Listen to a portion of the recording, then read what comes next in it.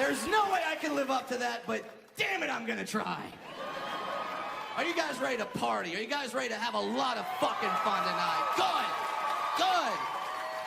I like having fun. I like to party. I don't know about you, but when I party, I like to drink. And one of the main reasons I like to drink is because I never have to pay for it. Ever. Because everyone wants to know what happens when a dwarf gets drunk. Right now you're thinking like, I wonder what happens. I would really like to know that. Like, and I know, it's like me and hot chicks have that thing in common where we walk into the club and everyone just looks at us and goes, we're getting that fucked up tonight. And it's true, but I don't know why, because nothing happens when I drink, nothing crazy. Like, I don't know if one of your friends told you, like, no, man, you get a midget drunk, they explode into gold coins. It's ridiculous. Like, it's awesome. Nothing happens. Basically, when I drink, it's the same thing as when a hot chick drinks. I get very emotional. I'll probably text an ex, and by the end of the night, I might blow a dude.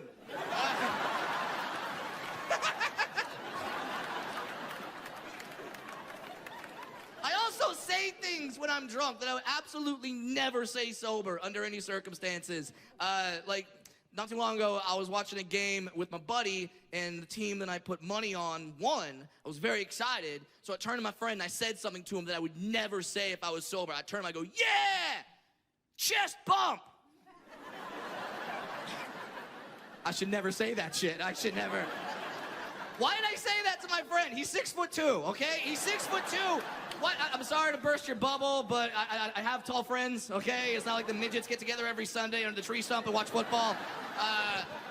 So he's 6'2", but he's been my friend for 20 years. I'm not his dwarf buddy. I'm not his little person pal. I'm just Brad to him. So I say chest bump. He's been drinking too. He's like, yeah, chest bump. And then he jumped. Why the fuck did he jump? Why? Why did you do it? It was already hard enough, okay? I'm already staring at him like, climb every mountain. Like, it's not gonna go well. You took something very difficult and then put something more difficult at the end of it. It's like putting a math test at the end of a Special Olympics race or something. Okay, if you didn't laugh at that joke, fuck you. Fuck you. That is a great joke, and I'm allowed to make that joke because I was in the Special Olympics, goddammit, okay? Yes, yes, I was. Yes. I ran track in the Special Olympics. Now, if you have never seen a midget run, holy shit, you don't know what you're missing out on. It is unbelievable. When a dwarf runs, the portal to heaven opens right there. Because the legs are just going off in different directions like that, and it's just so cute. But because I was in the youth Special Olympics, they didn't have everyone of the same disability. Also, if 5 dwarves were running at the same time, everyone would just die of a joygasm. So, it wasn't just little people running, it was all these different kids with all these different disabilities, like some sort of Make-A-Wish all-star team. And yeah, in the far lane, there was a kid on crutches, not worried about him. I'm gonna kick his ass, okay? No problem there. Next to him was a kid in a wheelchair. What the fuck, man? What the? A wheelchair? That's a performance enhancer. What are you doing? Unless there's stairs on the track, I'm losing to this guy, okay? Then after that, it was me, and then after that was a fucker, okay? It was what? That's the politically correct term. That's what they like to be referred to as. They like to be called guys, okay? That's true. And don't feel sorry for him. Some of you are feeling sorry for him. Why? Feel sorry for me. I'm the guy that's got to run in this event while my dad is up in the stands. I'm looking at him like, Daddy, are you proud of me? He's like, no, I'm not proud of you. You're running next to a fucker. I'm not proud of you. And he really wasn't proud of me when beat me, okay? He beat me. He cheated, though. He cheated. His mom ran in front of him holding a marshmallow the entire time. It's backwards.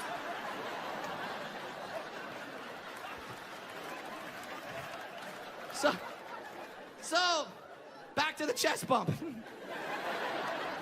So my buddy, 6'2", chest bumps me. You wanna know what happens when a 6'2" guy gives a 4-foot guy a chest bump? 4-foot guy gets a dick in the face. That's what happens.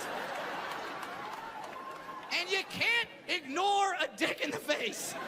You can't just pause over it. You can't skip it like a fart during sex. You can power through a fart during sex. You can be there like, all right, it's my... Eye contact, do not inhale. You know what I mean? But when that happens, you You have to acknowledge it. So me and my friend are just staring at each other, making eye contact. No one knows what to say. And then he finally looks down at me and goes, "My bad, dog." Fuck you, my bad. That is not a my bad moment. If you knock over my beer, okay, that is a my bad moment. If you drag your cock across my forehead, you owe me a goddamn Hallmark card. This is awesome. This is cool. I like this. I knew that when I was shooting my next special, I had to come back home to Southern California where I was born and raised. I had to do it here. Had to. But I travel the country, and I'll be honest with you, one of the reasons that makes Southern California great is also what makes us shitty, because we have amazing weather all the time, but that makes us pussies, okay? And we know, we've all been there like, oh my God, I am not going outside today. It is 68 degrees outside. Are the schools even open? It's dumb. But I'm one of you, so yeah, bad weather freaks me out. I was in New York City not too long ago, and yeah, and they got a blizzard there. They got 1.5 feet of snow in one day, okay? One fucking day, okay? And I'm on stage talking about it, like, there's 1.5 feet of snow outside. The audience is like, hey, it's no big deal. It's just like 1.5 feet of snow. Like, no, it's a big deal. It's just 1.5 feet of snow. There's 1.5 feet. It's just 1.5 feet of snow. And I am 4 feet fucking tall, all right? That's a big deal for me. Maybe not for you guys. Maybe you guys walk around 1.5 feet of snow, you trip, you fall, your knee gets wet, you're like, oh God, it's winter time. If I trip and fall in 1.5 feet of snow, I die. You understand how that works? I was scared. I went to one of those sporting goods stores and I bought one of those soccer flags and I just duct taped that shit to my back. I just walk around New York City like this the entire time. People are looking at me like, Brad, you look like a loser. Don't give a shit. I'm gonna live.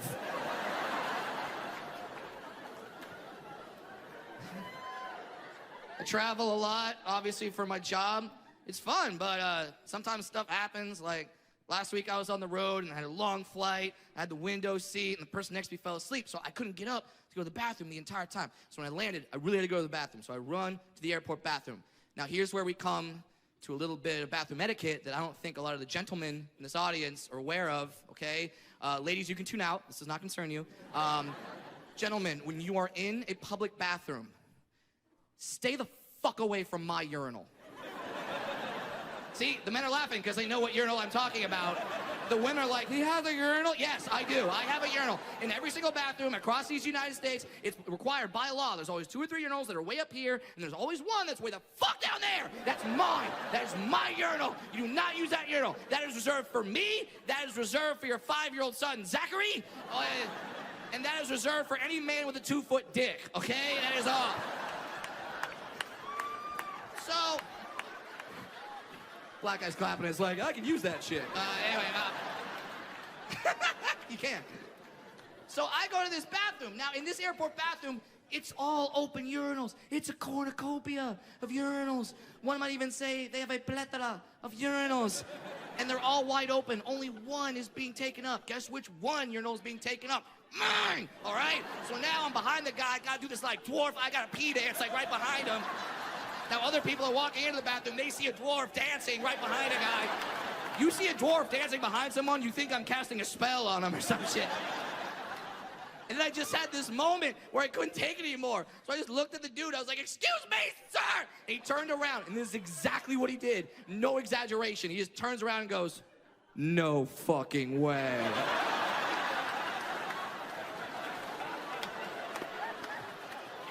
Like, all that was missing was the Southwest airline logo, like, boop, want to get away? Like, that was it.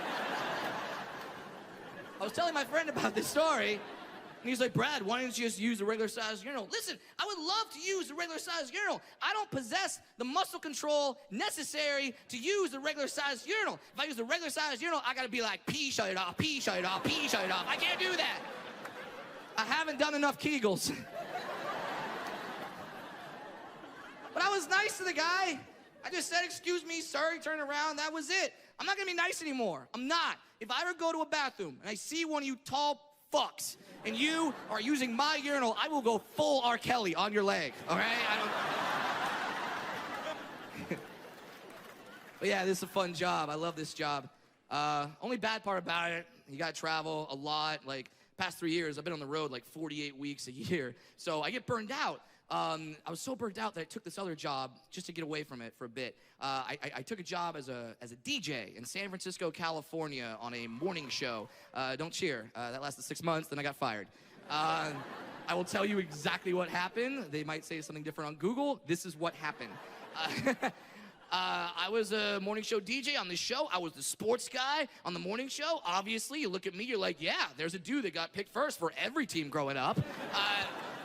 I was a sports guy. While I was up there, the San Francisco Giants won the World Series. Now, I don't like the San Francisco Giants. So I go on air the next day. Yeah, I go on air the next day, talk a bunch of shit about the San Francisco Giants, make reference to a couple players that I know have been cheating on their wives, classy stuff. They don't like that. The Giants team calls up the radio station. Is like, if that guy's not fired, suspended, or apologizes, we're pulling all our funding from your station. Station panics. They call me to a meeting. They're like, Brad, you gotta go on air tomorrow, say something nice about the Giants. I'm like, nope, not gonna do that. And they're like, no. They're like, no, you gotta do it. Just go on air and say something nice about the Giants. I'm like, that's never gonna happen. They're like, what? Because you're from Southern California, you're a Dodger fan? I'm like, I am, but that has nothing to do with it. Nothing to do with it. I'm a professional. They go, well, why don't you just say anything nice about the Giants? Like, because I'm a fucking midget. I'm not gonna wear a jersey that says Giants on it, asshole. Realize that?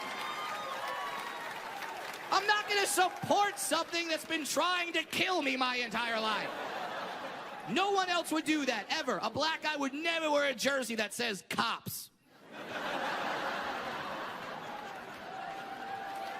Okay. It's a good tester joke. Good tester joke. Some of you guys laughed, some of you didn't. That's fine. You don't have to laugh at jokes you don't like. No, that's fine. But if you did not laugh at that joke, I could tell you something about yourself. You're white. Guarantee you. Because black people love that joke. And black people love racial jokes in general. They're not afraid of them like white people. White people are scared to tell racial jokes. Black people aren't. You've never seen a black guy at his job like, hey guys, I've got a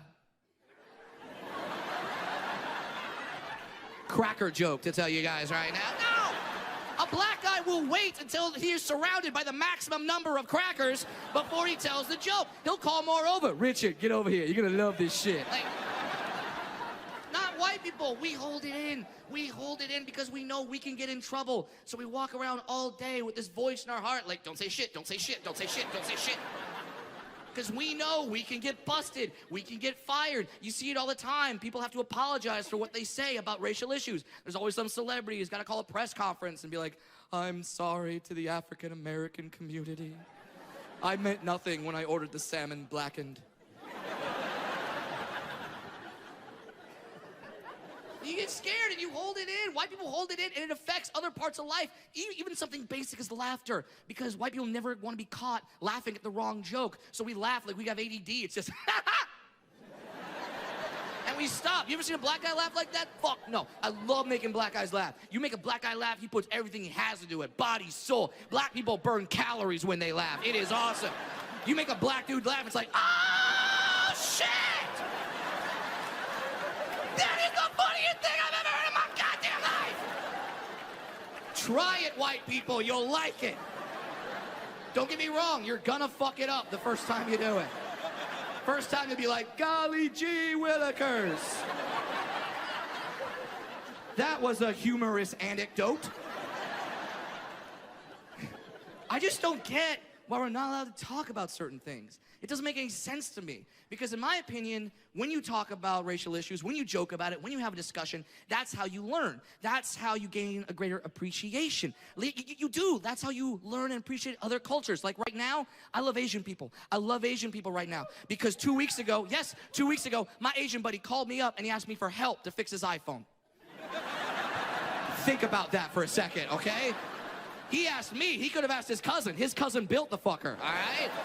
But he didn't. He asked me, and that made me feel good about myself, made me feel good about the Asian people. And that's when I realized, oh my God, this is how we could end racism if every group just asks for help with something they're supposed to be good at. Then we'll all support each other. We'll build each other up, right? Appreciate each other's cultures. Like, how much would you love Indian people if your Indian friend just called you like, oh my God, you need to help me. You need to help me right now. I am telling you one thing, now more than ever, I am in desperate need of customer service, right?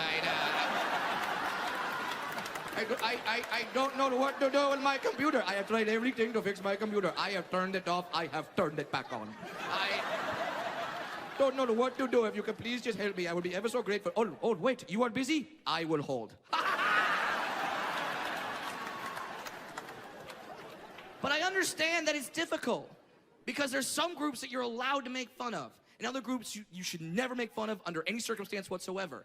And I know this dichotomy exists because I know I'm one of those groups that's perfectly all right to make fun of. I am. I'm not mad about that. I just want equality. Like, most of the time when people make fun of little people, they're not even thinking about it. Like, Hollywood does it all the time. Like, I went out for a commercial audition not too long ago. It was for a Christmas commercial. And in my breakdown, now, breakdown for an actor is details about how they're supposed to prepare for the role. In my breakdown, it said, be sure to bring your own elf costume from home.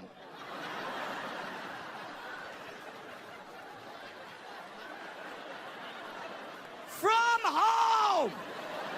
What the fuck do you think is in my closet? You think you go to my house, open it up, and says elf, elf, elf, elf, elf, elf, elf, elf. Then the springtime, leprechaun, leprechaun, leprechaun, leprechaun, leprechaun, leprechaun. In the summer, I'll dress like a gnome if I'm feeling fancy. Like, are you kidding me? It's wrong. It's fucked up, and it's wrong. Don't kid yourself. I do own an elf costume. But you gotta work in this town, but... It's just messed up because they would never do that to other groups, ever. They would never be like, oh, you're Asian, bring your wok. You know what I mean?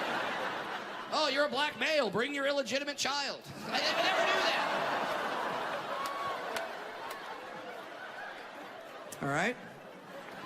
Now, I actually like when some people don't laugh at that joke because it helps me identify you. And helps me identify the people that I hate the most in this world. Oh, I'll tell you who they are. Oh, yeah. Here's the people I hate. And I don't mean hate like, oh, I hate chocolate cake. No, I mean, I hate these people, all right? If you are one of these people that gets offended on behalf of another group, eat a bag of dicks.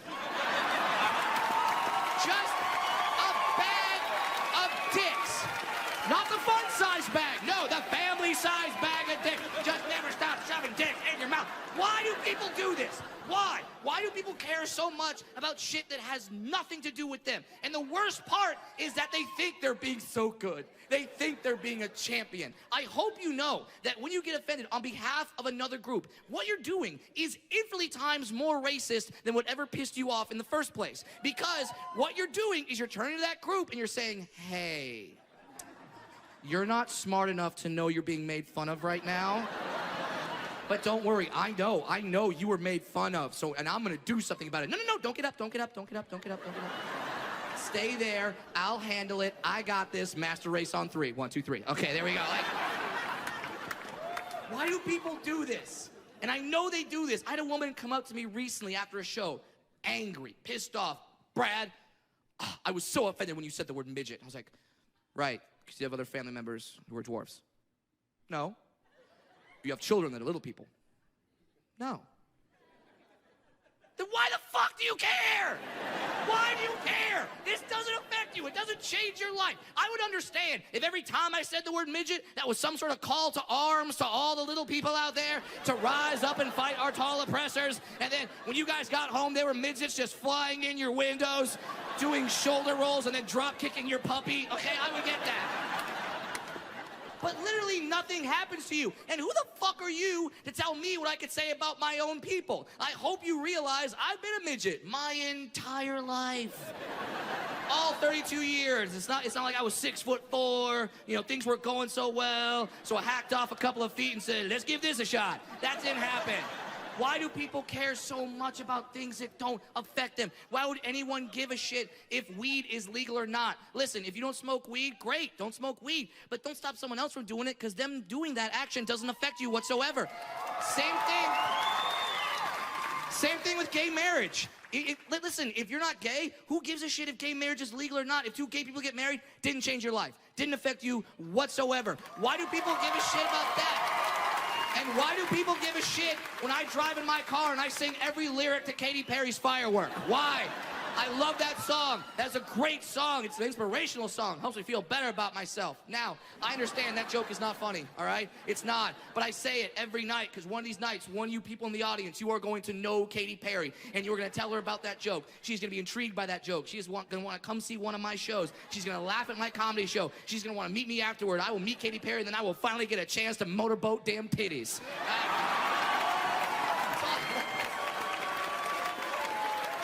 I'm not trying to do this whole social change thing. I just want to get in there. That's it. But these are the lessons that people teach their kids now. That's the scary part. People are now teaching this to their kids. I see it because I see how children react when they see something different like me for the first time. And I'll tell you, it changes based on the race of the kid. It does. Like, white kids suck. Okay? I hate white kids. They're the worst. Fuck whitey. I hate them. They're taught wrong. White kids are taught, okay, Trevor, we're going outside. Now, if you see anything, Trevor, just don't say anything. Just don't say anything, Trevor. Just hold it in. Hold it here. Hold it right here in your happy place, Trevor. Right here. Right here. If it starts to hurt, don't worry. You can fart. You can just fart, Trevor. You'll be fine. So then the kid sees something different like me. He wants to say something, but he can't. But he wants to, but he can't. But he wants to, but he can't. So he ends up just pointing and gasping, just... Until the mom just grabs him by the head like, don't look, honey, he's special, honey. Then you got the Mexican kids. Now, Mexican kids, y'all are a little better, you're a little better, because you say stuff, but you say it in Spanish because you think I don't speak it. It's like, sorry, I'm from Southern California, where if you don't speak Spanish, you starve, okay? So, I speak Spanish. I know what these little kids are saying when they're like, mira, este un chiquito, con cabeza grande, mira. Until the mom comes and hits them. Mijo, do not look into his eyes. It's a chupacabra. See, some of you are laughing because you know what that is. Some of the white people are like, what's a chupacabra? Can you order that from Chipotle? But they're not my favorite kids. No, my favorite kids, by far, black kids. Black kids have got it.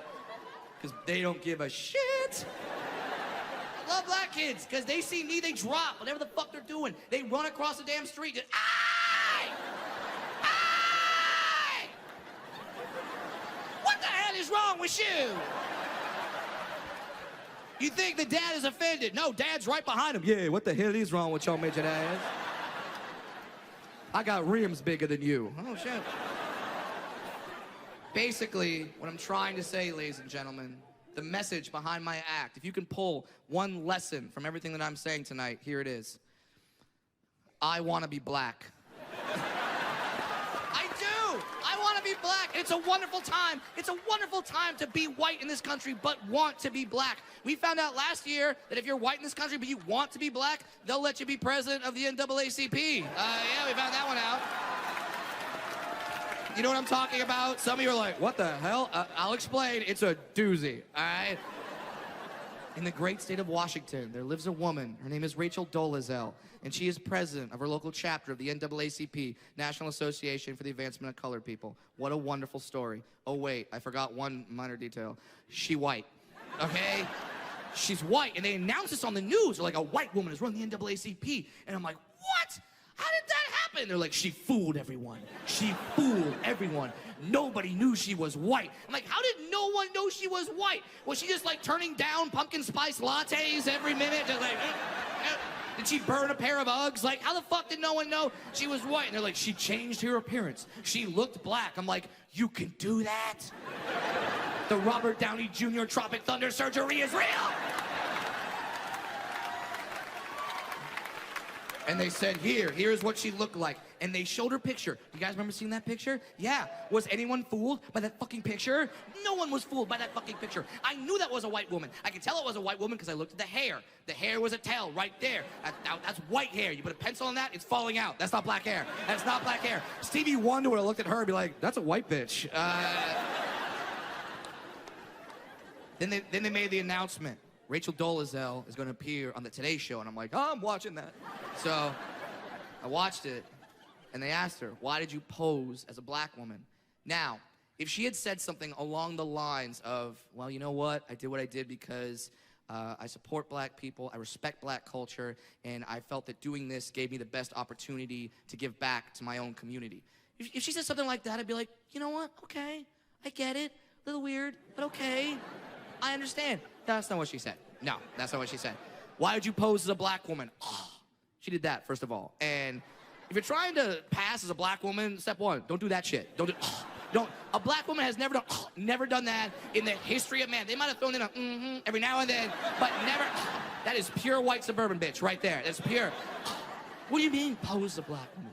What do you mean I am a black woman? I am a black woman because I identify as a black woman. Yes, I might be black on the inside, but I am white on the outside. It's like a reverse Oreo cookie.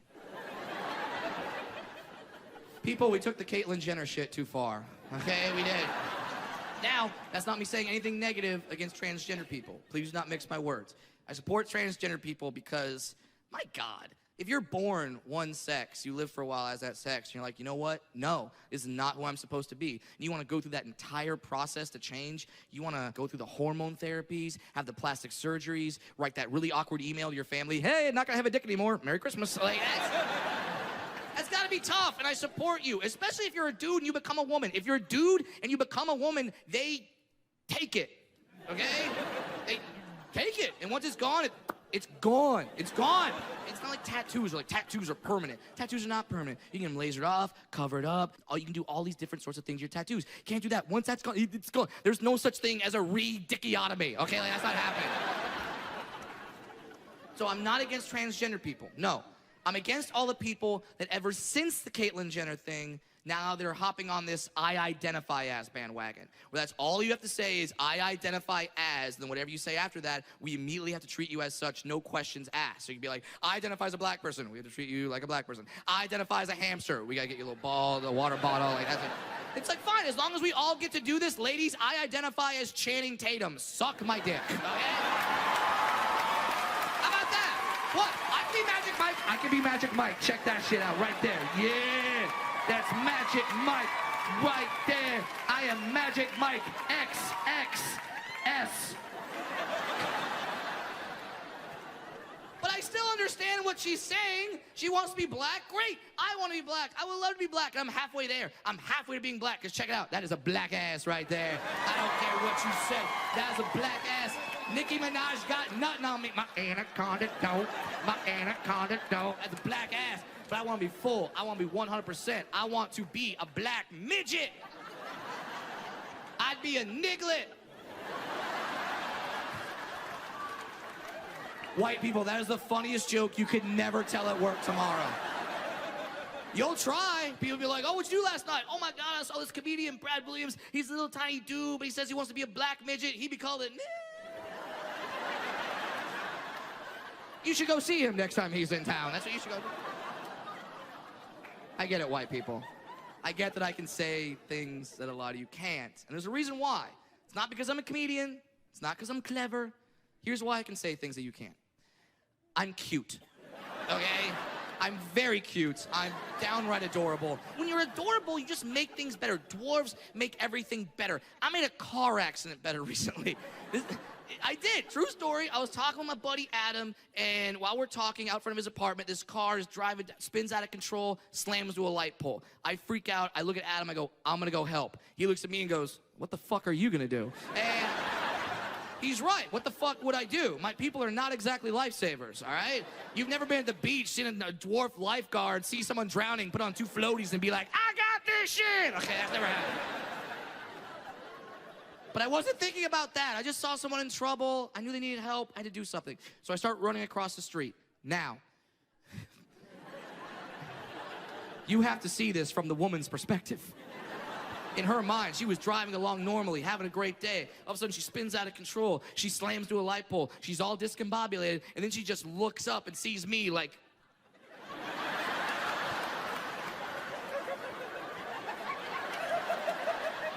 just barreling across the street like I'm a retarded Avenger, okay? And then She has this moment where everything changed for her. It switched. She was depressed, obviously, in a car accident, traumatic experience. Sees me, everything goes the other way. It's like, oh my God, what just happened to me? I was just in a car accident. What's gonna happen to my car? Is it wrecked? Is it towed? Is my insurance gonna go up? Am I okay? Do I have to go to the hospital?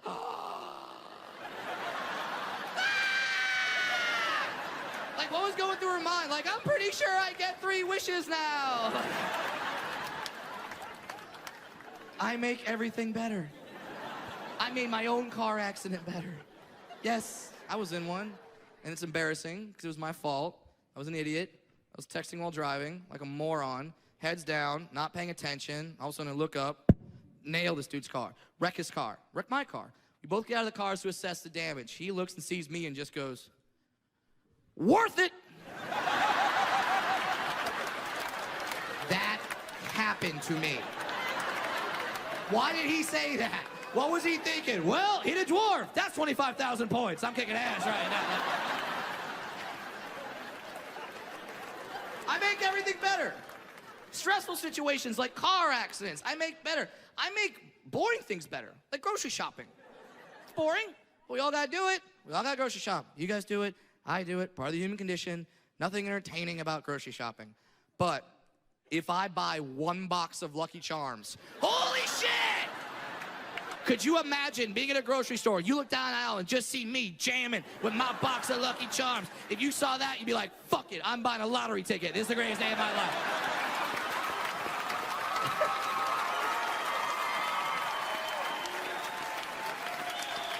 I make everything better. Stressful situations, I make better. My people make boring situations better. Hell, my people even make porno better. You're a freak, right there. You're a freak. I like you, though. I like you. Right now, look at all the people that laughed when I said make porn better, because those people have seen a midget porn. They know the magic that is midget porn. If you have not seen a midget porn before, what the fuck are you still doing here right now? Go home to your computers, type in www.humpaleg.com and enjoy that shit, okay? It's awesome. It's amazing, and I don't judge. I don't judge you if you watch porn, if you watch midget porn, because in my opinion, your porn should be a little weird. It should be a little freaky. It should be a little freaky. Legal. It should be legal. I don't want you guys getting busted and be like, the dwarf said it was okay. No, I did not say that. But it should be a little weird because porn, yeah, porn is an escape from real life. You don't want to see real life in your porn. You don't want to see that. You don't want to see what sex actually is in your porno. Reality sex, that's 2 people banging as quietly as they can because their 4-year-old is sleeping in the bedroom next to theirs. I'm not getting off to, shh, you're gonna wake the baby. Okay, that's not hot to me. No, porn is not about what you can do. Porn is about what you can't do, what you want to do, what you've always fantasized about doing. Like, I would love to watch a porno of 2 people just reaching shit.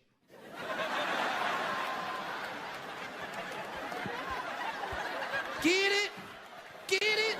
Top shelf, bitch! I want that. But people assume I watch midget porn, and I don't. I'll be honest with you, I don't. I don't judge you if you do, but why would I watch midget porn? My life is a midget porn. If I wanted to see a midget porn, I would bang a girl next to a mirror, look left, and go, all right. Okay, that's me. That's not what I watch. But we're all friends. I'll tell you what I like to watch. Right? I'll tell you. This is honest, too. I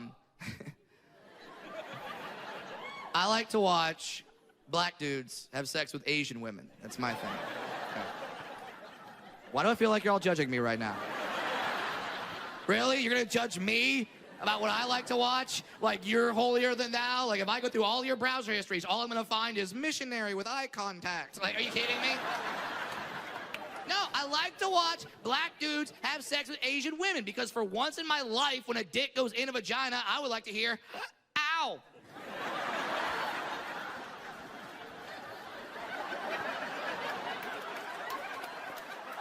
I don't hear that.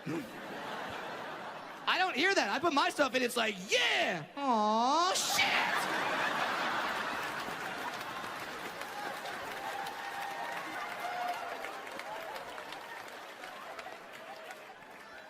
You're supposed to be afraid of it. And would it kill you, ladies? Would it kill you to just fake it, okay? I'm not talking about the orgasm. No, I already know you faked the orgasm. No. I'm talking about faking your level of cock respect. Yes, cock respect. Ladies, you have to understand something. When your man takes his penis out for you for the very first time, it's an emotional moment. It is. We don't know what you're gonna say. We don't know how you're gonna react. We don't know how we measure up to the ghost of penis past that you've had in your life. We don't know if you're gonna say something when you see it, like, is that it? Like, and by the way, how fucked up is that? Is that it? Like, any man's ever heard that and said, actually, no, I have more dick. Lucky for you, I always carry some spare dick with me. Oh, just give us a little encouragement. A little attaboy. Doesn't have to be crazy. Doesn't have to be insane. You don't have to win an Academy Award. You don't have to see it be like, oh, I have never seen a penis of such magnitude. Like, you don't have to do that. You don't have to quote your favorite movie line, like, release the Kraken. Okay, you don't have to do that. This is all you have to do. All you have to do the first time your man takes his penis out for you, just look at my face. I'm gonna show you what to do, okay? This is all you do. See your man's dick, this is what you do. That's it. That's all you gotta do, right there. Did you miss it? I'll do it again. Here you go. That's it. That's all you gotta do. If you do that, your man's gonna be like, yeah, she's afraid of this dick. And then we'll fuck you better. We will. And I know I say that. There's some women in the audience like, Brad, why should I do that for my man? My man would never do anything like that for me. Ha ha ha. Au contraire. We already do something like that for you, ladies. We do. We're just really good at it, and you don't know we do it. See, look at all the women right now looking at me like, what the fuck do you do? What the fuck do you do? Don't worry, I'll tell you. I'll tell you what we do. Ladies, do you think every titty is perfect? No, they're not. But guess what? You'll never know. You'll never know. Because no man is ever gonna do that to you. No man, because we are always ecstatic when we see the titties. We are thrilled when we see the titties. We see the titties, we know there's a damn good chance that we're having sex right after that. So we are gonna say absolutely nothing to fuck that situation up, okay? Nothing. No man has ever taken off a woman's bra and just went, nope. That's never happened, ever. And ladies, there are some fucked up titties out there. There are some fucked up titties. Some of you women get boob jobs, and you get like a lazy nipple, like points off in that direction. So like one titty is really into sex. The other one's like, hey, what's on TV over there? But some of you women have one perfect, wonderful, spectacular titty. Then the other one's like a little Down syndrome titty that just like hangs on that side like that. If that's the case, your man doesn't care. We'll have fun with a nice titty, then we'll have fun with a Down syndrome titty. We don't give a shit. We'll even talk to it in its own language. Hey, you guys!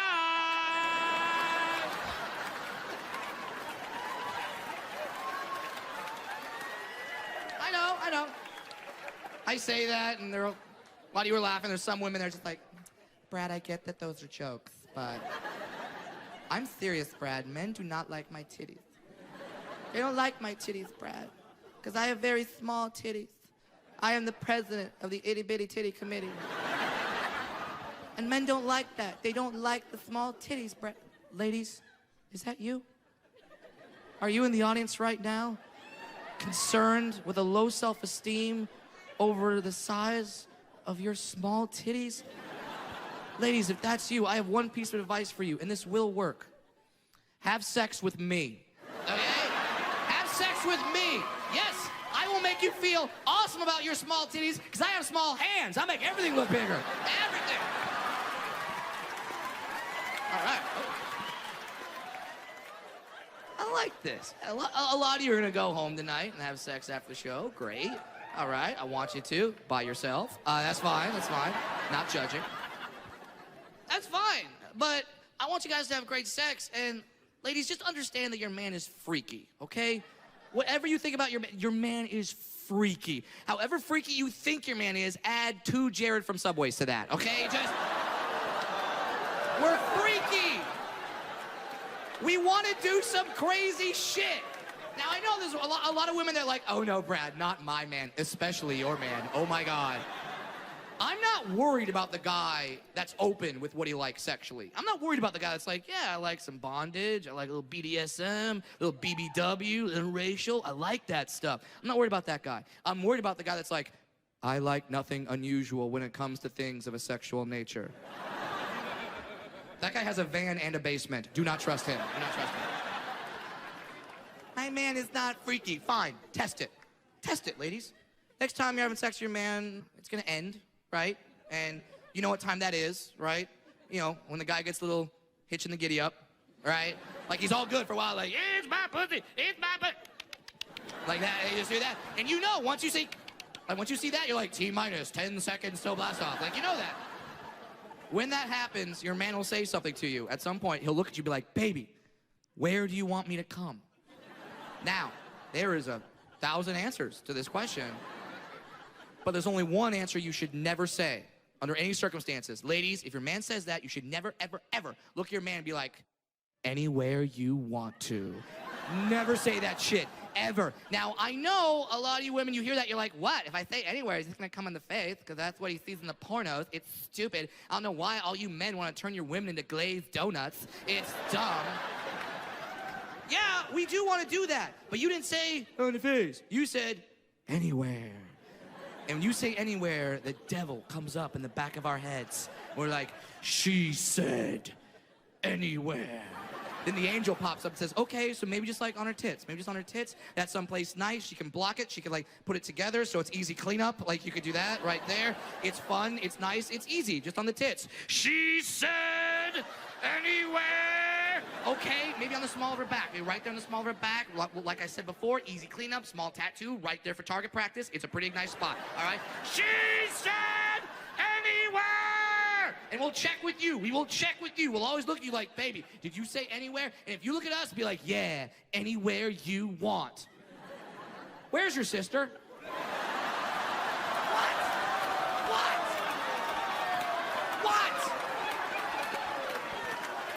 Your sister's stomach constitutes anywhere. Why are you mad at me?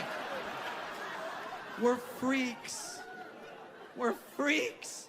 But we hold it in. I want you to know that we hold in the freak. That's how much we love you. That's how much we love you, and we hold in that freak every night. Do you know how hard it is to do that? Do you realize that every time your man has sex, you doggy style, we're just looking down and we want to put a finger in that butt, okay? We want to. How could we not? It's been winking at us the entire time. Like, how? We look down and see that, we go right back to preschool, like round peg, round hole. Right there, we just want to do that. Tonight, you have my permission. Do that move, fellas. Do that move. Hell yeah. It's a great move, power move. Lets her know who's back here. Man's back here. Right there. It's good. Now, a lot of you women hate me right now. But don't worry, ladies, if your man does that to you, you can get a little revenge. You can get the revenge. Yeah. Next time you're down there, like, oh, you thought that was funny? Like that, and just do that right there. Right now, a lot of men are looking at their women. You will not do that to me later on tonight. Why not? It doesn't feel good. You're lying. It feels amazing, okay? You obviously never tried it. Now, don't get me wrong, ladies. A lot of that depends on you. If it feels good or not, that depends on you. It's not going to feel good if you're too aggressive with it. You know, it's not going to feel good if you're just like, ah, coming in hot. Like, that's not going to feel good. If you act like you just dropped your engagement ring down the disposer, like, where is that thing? Okay, like, don't do that. Don't do that. Here's how it feels good. Just, ladies, pretend like you're playing a game of Jenga. Yes, Jenga, the tower game, right?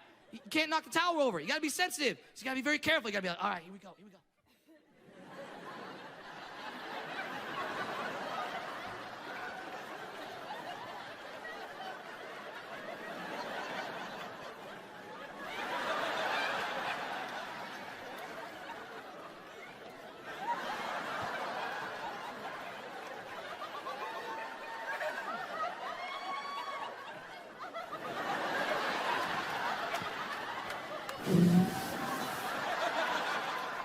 Right now, a couple of guys are like, you can try that on me later. You can try that.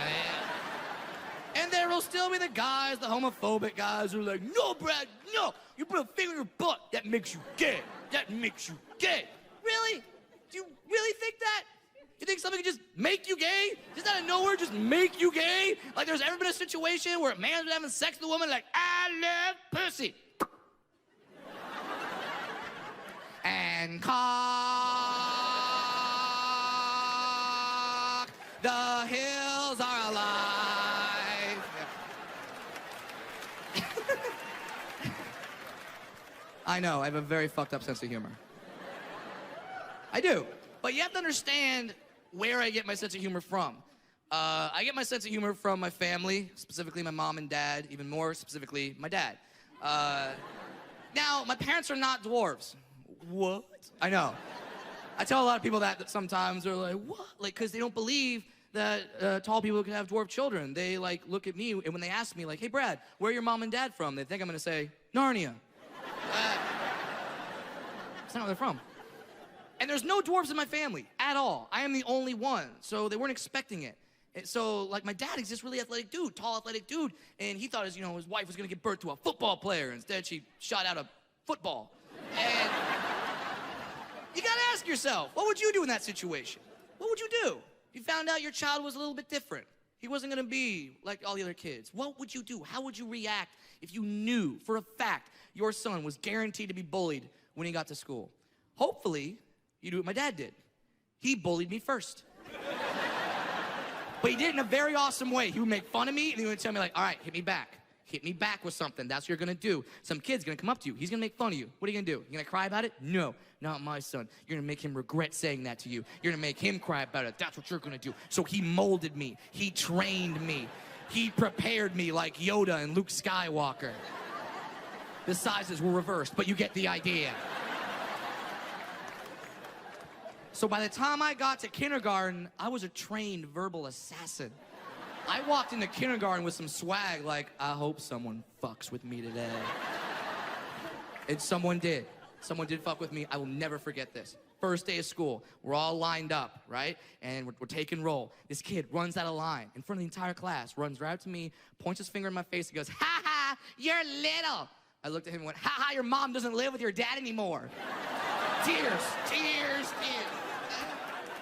I live in California. I had a 50-50 shot at getting that one right. So he starts crying. I get sent to the principal's office. I'm sitting there in the office. It's me, it's the principal, it's the kid. Kid's still crying because he's a bitch. And then the principal looks at me and goes, I can't believe you made him cry. I'm calling your father. Do it. All right, I'll do it. So he gets the phone out. He calls my dad, gets my dad out of work, and says, Mr. Williams, I'm here with your son, Brad. He's in my office today because he made another little boy cry at school. What do you have to say about that? Here's what my dad said. He goes, did he start it or did he finish it? Yeah. I see the old school parents clapping right now because you know what that means. Some of the younger parents are like, what are you talking about? Did he start or did he finish it? It doesn't matter. It doesn't matter, Brad. Both children made fun of each other. They should both be punished equally. They should be put in timeout. They should put in timeout, Brad. Timeout means they can't use their Xbox for 3 minutes. It's not good. They'll think about what they did, and then they'll be done, and they'll want to learn something, and they'll want to go outside. Now, before they go outside, though, it's very scary outside. So you want to dip your child in a big vat of Purell. Just dip them in that Purell. So there's no germs on them, but, they could fall. So you want to be prepared for that. So you put a helmet on them. You put some wrist pads, some elbow pads, some knee pads. And then if they play competitive sports, even if they get last place, you can't hurt their self-esteem. So if they get last place, you give them a 3-foot-tall trophy, and at the bottom of it, it says, you're special. Fuck you. Fuck you. Stop it! Stop it! That's not what you do! Did you start it or did you finish it? Because you're never, ever, ever supposed to start a fight. But if you're in one, you better damn well finish that thing. That's the rule. If you start a fight, you're an asshole. If you finish it, you're a goddamn hero. That's the difference. So my dad says that to him, and the principal goes, well, to be honest with you, he finished it. Then my dad says this on the speakerphone. He goes, well, problem with your school is not my son. Problem with your school is the other kid's a pussy. Click. And he's like, woo! I'm dancing around the office. That's my dad. That's my dad. And then I looked at the other kid. I'm like, you see, that's what a father does. You would have no idea what a father does. Finish him. Dad was proud of me that day. I got Chuck E. Cheese that day. Awesome. Now, don't think that just because I had that moment that my parents' job was done. Because if you're a parent, you know. You never stop being a parent. So my dad never stopped fucking with me, okay? Never. He even had to discipline me in a creative way. Because, like, he's old school. He wanted to discipline me because I would mess up, just like any kid messes up. And my dad, like, he wanted to hit me, but you can't punch a dwarf. No, that's 12 years bad luck. Like, you're not doing that. So my dad never hit me. Here's what he would do. When I would mess up, my dad would pick me up, put me on a counter, and then leave. Some of you get it. Some of you are like, what's the big deal? Well, 5-foot counter, 2-foot human. Unless you leave a parachute, not going anywhere for a while. One time at Christmas, I knocked over the Christmas tree. Dad got mad, picked me up, put me on the counter, called in my sister, was like, hey, Katie, come here. Check it out. Look what I got. Elf on a shelf.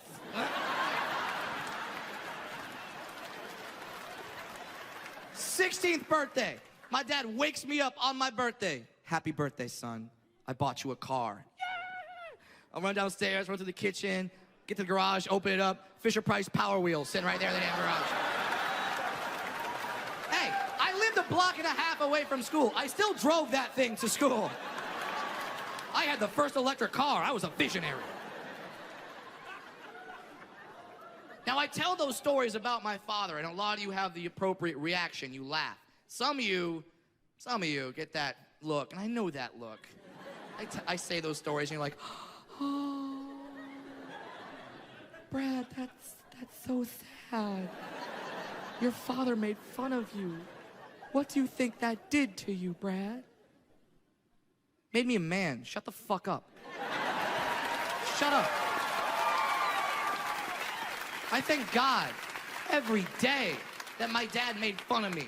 I'm so thankful that he put a little adversity in my life. That way, I knew how to conquer adversity later. You have to ask yourself one question. Who do you want your kid to be? Do you want your kid to be ready for the world that is or the world that should be? Now, in the world that should be, there should be no murder. There should be no rape. There should be no ISIS. There should be no Justin Bieber. But that's not the world we live in. We live in a world where, unfortunately, all those things do exist. So, who do you want your kid to be? Do you want your kid to be the person that's never had anything go wrong for them ever? Smooth sailing the entire way?